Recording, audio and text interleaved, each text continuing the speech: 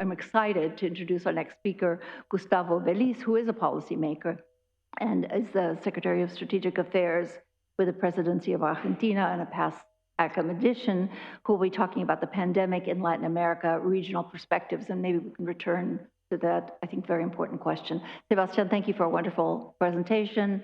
Gustavo, bienvenido. Thank you so much, Marcelo. Thank you so much, Carola. It's a pleasure to be here. My best greetings from Buenos Aires, Argentina. I will talk about the problem in Latin America. And my presentation was named From the Generation of Fear of the Generation of Joy. The global health crisis causes a triple shock to children and youth around the world. In education, because of school closures, in emotional ties, because of long quarantines, and in economic security, because lower family income. The situation left the development of an entire generation at risk. In this context, we must ask which kind of public policies, as you have been mentioning, can help young people to rise from an unprecedented crisis. Although the pandemic struck all regions, Latin America and the Caribbean has been the most affected, with 18% of the world's infections and 30% of the world's deaths. I'm sorry. Many families were unable to take preventive sanitation measures required for pandemic care. Poor living conditions, lack of running water, and overcrowding facilitate COVID transmission. Lower income countries are less effective in implementing health policies, such as social distancing, hand cleanliness, self-isolation, and use of masks. According to Economic Commission for Latin America and the Caribbean, 69% of the population in the region does not have safe sanitation services, and 26% does not have access to safe drinking water. The crisis hit the region's economies already weakened by years of poor growth, stagnation, and limited fiscal space for counter-cyclical policies. The virus does not discriminate between people based on income level, but poorer countries have an increased vulnerability. Public policies can and must contribute to overcome these difficulties, to build bridges of hope between fears and the joyful solidarity needed to restart better. In this context, I would like to talk today about two powerful words that the Church has us meditate on: fear and joy. About 5 fears that have grown with the pandemic and 5 joys that counterbalance them. First of all, fear of illness. The most immediate fear that comes with a pandemic is the fear to physical and mental illness of oneself or loved ones. Children and adolescents under 20 years of age account for 70% of reported cases of COVID globally.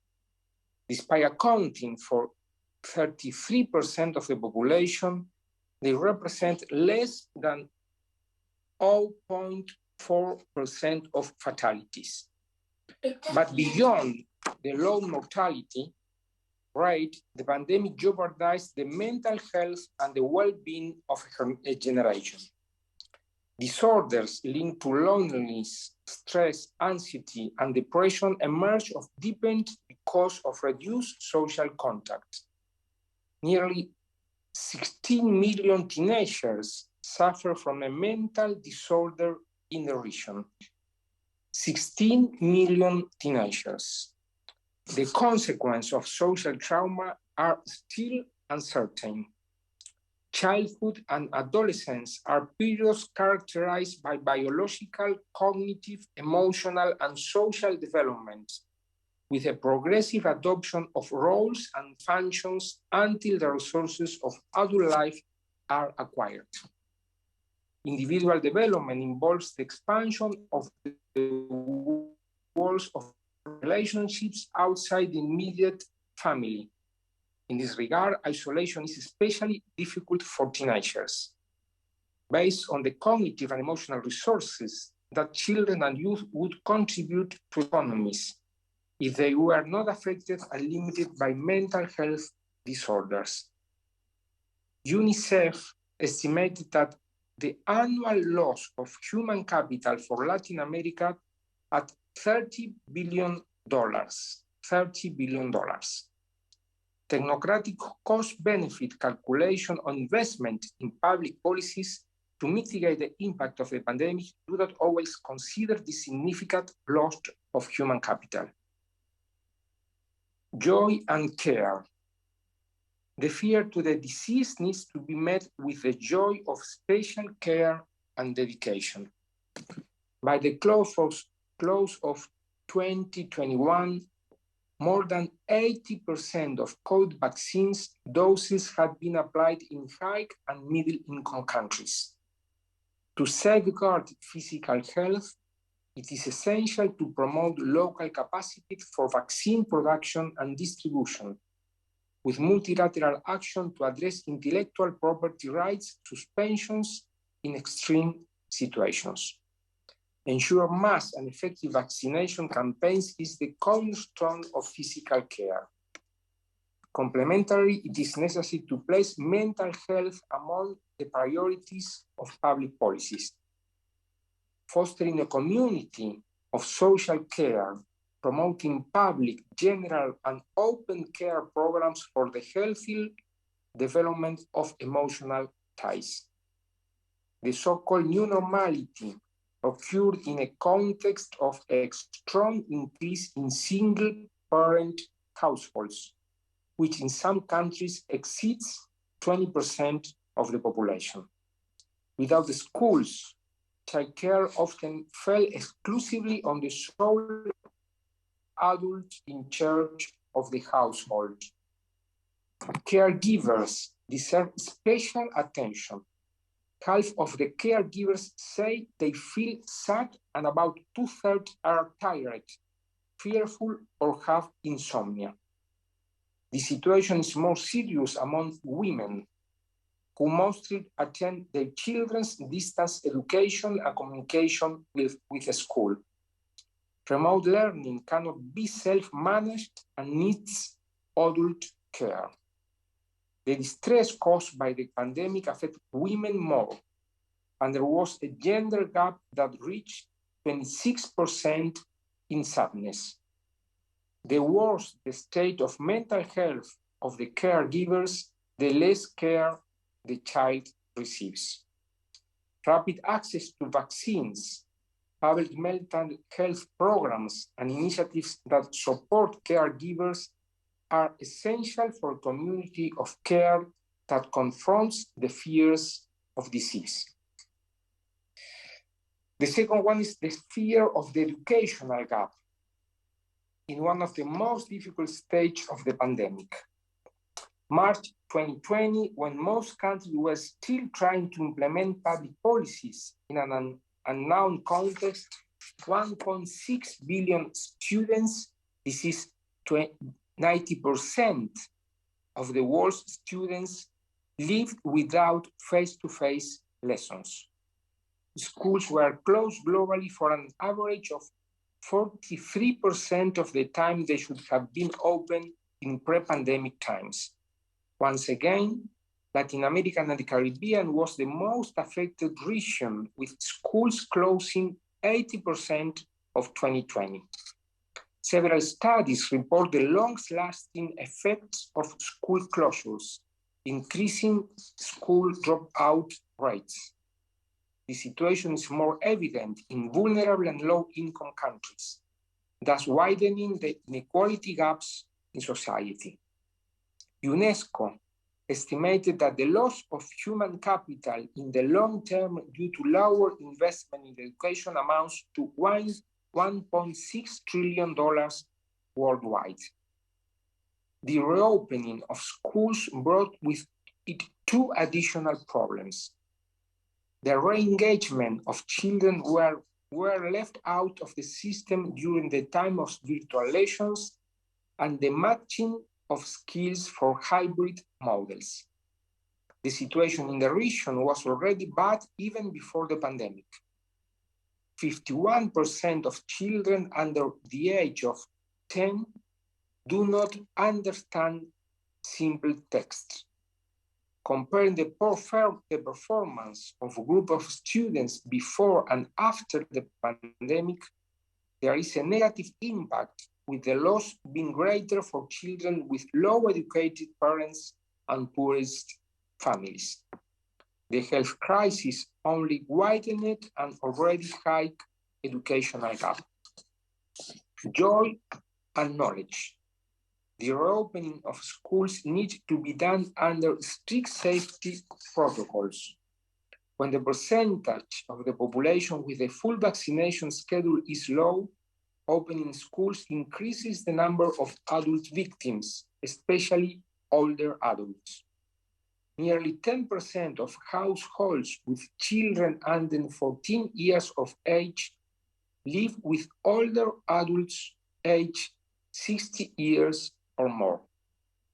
Contagion at school increases the risk of older adults living in the same house.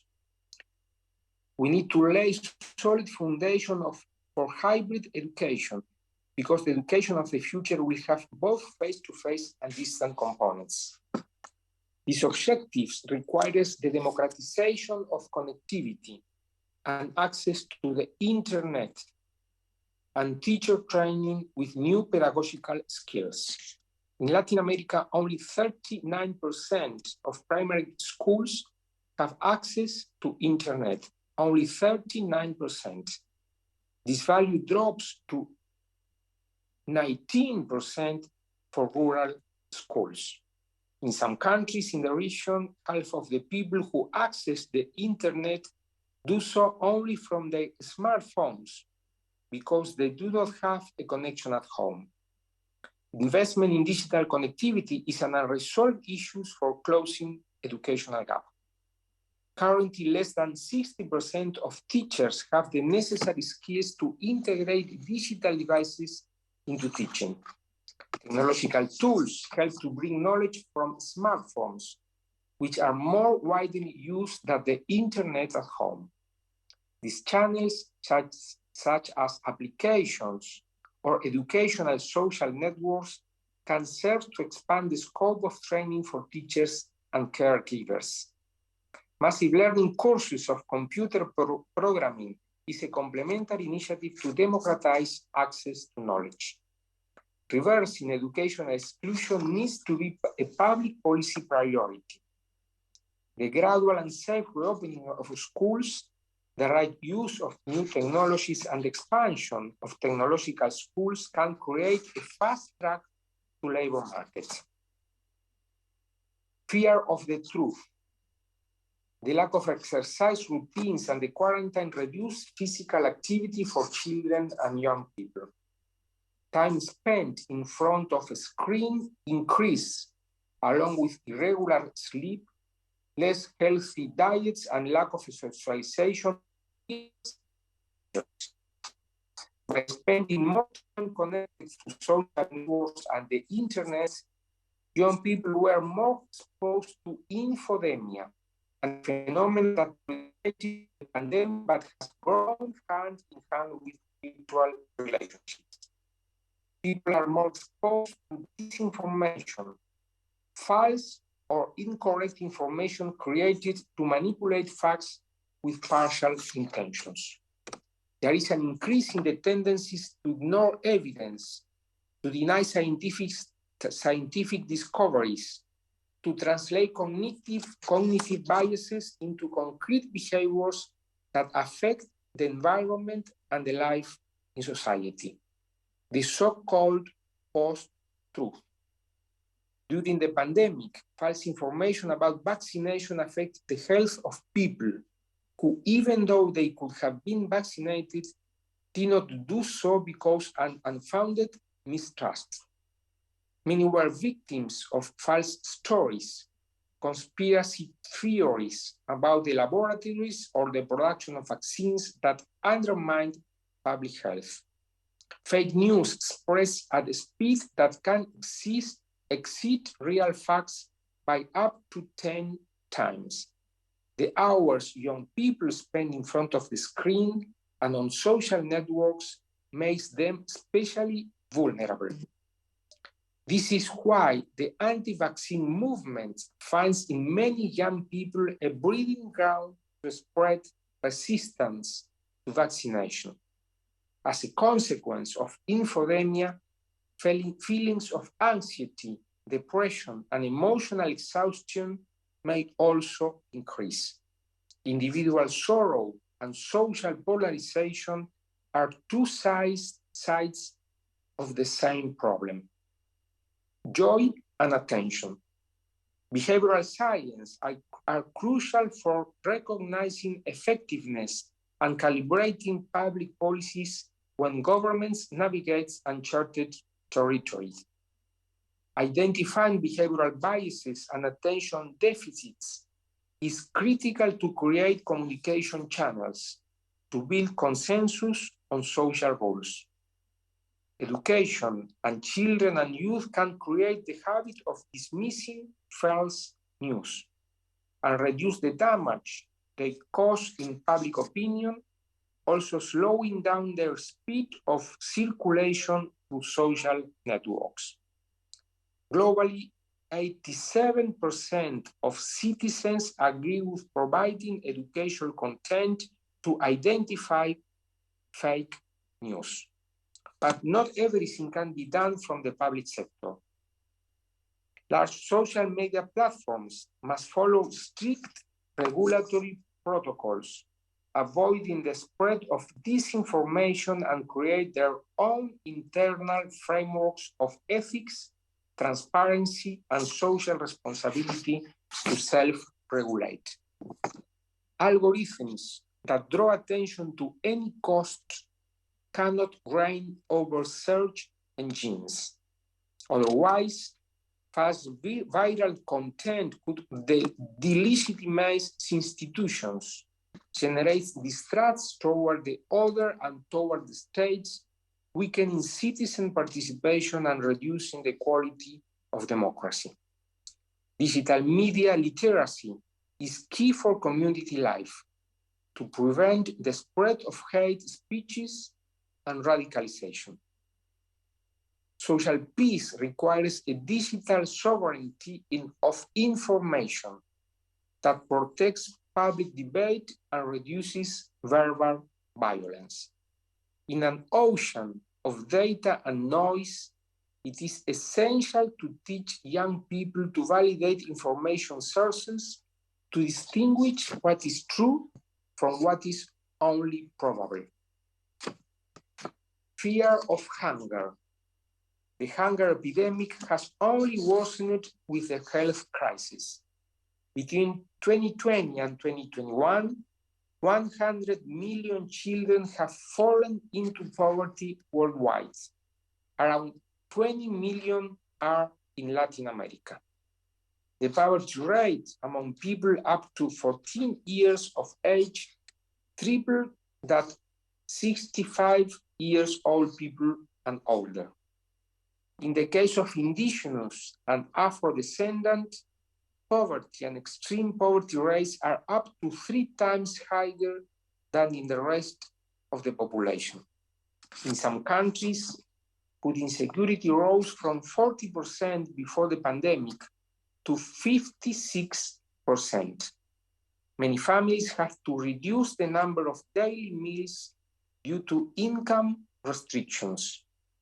Global infant mortality could increase for the first time in more than 60 years because of poor child nutrition and reduced access to health services. For vulnerable groups, the situation was more critical. Migrants suffered lack of access to health services in different geographies. child abuse practices and human trafficking expanded because of a decrease in public policies interventions to limit these crimes. There was a sharp increase in drug use and overdose deaths, especially between March and May 2020, when fears around the pandemic were greatest. In addition to hunger, new forms of slavery expanded during the dual health and social crisis. Joy and solidarity. Solidarity expressed in concrete public initiative can be a powerful weapon against hunger. An example of this capacity is conditional cash transfers, which have reached a coverage of 33% of the population in Latin America and the Caribbean. Without the effect of transfers to children and other social protection measures, 51% of children and adolescents in Latin America will be in poverty.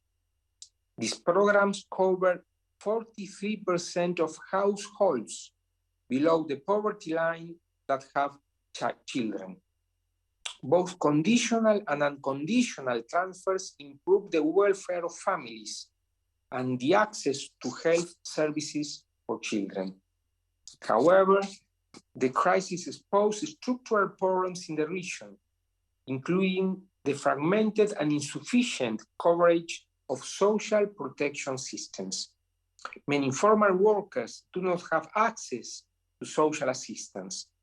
It is essential to avoid fragmentation of social initiatives and try aid not to disperse in government silos. We need to build bridges to convert social help into quality jobs that integrate families into the work and formal culture. These problems cannot be solved with invisible hands. Visible hands and strong political will are needed to bring them to the top of government and multilateral agendas. Social fear. The pandemic affects the poorest families the most. 70% of low socioeconomic households experience income losses, a percentage that reached 57% of middle income class. The crisis in the labor market had a greater impact on young people because they overrepresented in the industries and sectors hardest hit by the crisis and are more likely to work under temporary contracts, being more exposed to losing their jobs. The last in, first out principle applies to them, so they are often a source of headcount adjustment. Loss of jobs, income and long quarantines has led to an increase in domestic violence. Alcohol consumption also increased, and reports of domestic violence rose by as much as 50% in some countries in the region. Finally, joy and community. Public policy has a wide arsenal of options to strengthen community ties, create prevention mechanisms, and reduce domestic violence caused by unemployment. We must also address the consequences of technological unemployment. The jobs that are going to be replaced with digitalization need the creation of other quality jobs linked to new technologies. The care economy, green jobs such as recycling, resilient infrastructure, and reforestation or rural housing, among others. Economic recovery must be accompanied by first jobs plans for young people, recognizing social work in community and its importance for social cohesion.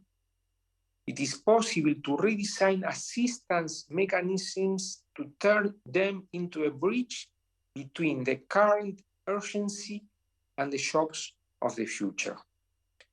This will not be possible without a strong investment in public education, so that boys and girls acquire digital skills, while training soft skills which cannot be replaced by automation, such as creativity, innovation, empathy, communication, and teamwork.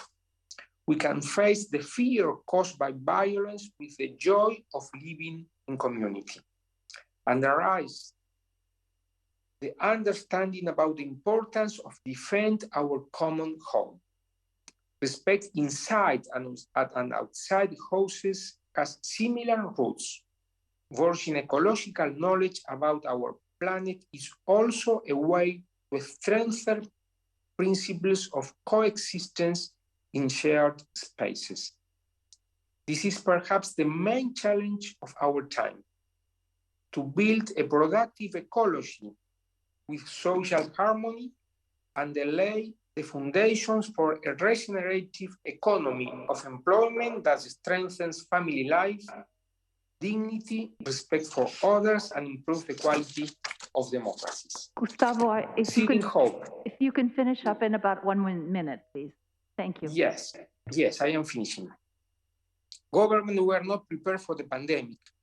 40% of the population said that the public policy response to the health crisis was deficient. Recognizing this fact cannot be an excuse, but rather the initial step to ensure it does not happen again, to improve our social support networks, to ensure the integral development of children beyond any circumstances. The fear of hunger, of disease, of the educational gap, of the truth need to be faced with public policies in nutrition, psycho-emotional assistance, the establishment of protection programs for the most vulnerable initiatives to support family, to attend the mental health of children, young people, and caregivers.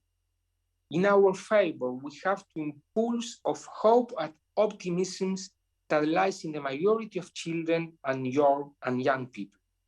It will be harder to ensure that the childhood of isolation leads to an adulthood of empathy and fraternity.